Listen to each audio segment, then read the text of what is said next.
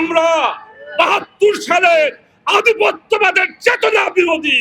অতএব ২৪-এর গণ অভ্যুত্থান আমরা ৭১-কে ধারণ করি এবং সংরক্ষণ করার চিন্তা করি।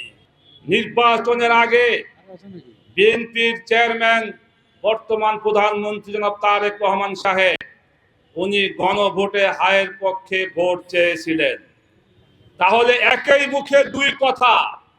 নির্বাচনের আগে গণভোট হালাল ছিল, আজকে নির্বাচনের পরে ক্ষমতা আসার পরে আজকে 2/3 মেজরিটির জোরে আজকে গণভোট হারাম হয়ে গিয়েছে।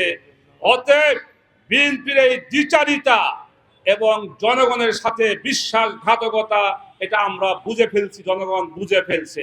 পাঞ্জাবের জগতে একটি বিশ্বস্ত নাম শাবাব এথনিক ওয়্যার। প্রিয় ভাইরা, আজকে বলা হয় জুলাই সনদ ২৪-এর বিপ্লব এটা নাকি ৭১-কে আমরা নাকি মুছে দিতে চাই। এটা সম্পূর্ণ একটি ধোঁকাবাজি। পরিষ্কার কথা বলি, ২৪-এর গণ অভ্যুত্থান এটা ৭১-কে সংরক্ষণকারী। আমরা ৭২ সালের আধিপত্যবাদের চেতনা বিরোধী।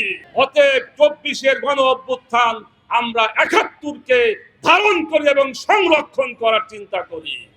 প্রিয় ভাইরা, শেষ কথা হলো গণভোটের রায় অক্ষরে অক্ষরে বাস্তবায়ন করার আগ পর্যন্ত 11 দল মাঠে নেমেছে দেশের জনগণকে সাথে নিয়ে আমরা গণভোটের রায় অক্ষরে অক্ষরে বাস্তবায়ন কার্যকর করেই আমরা ঘরে ফিরবো ইনশাআল্লাহ।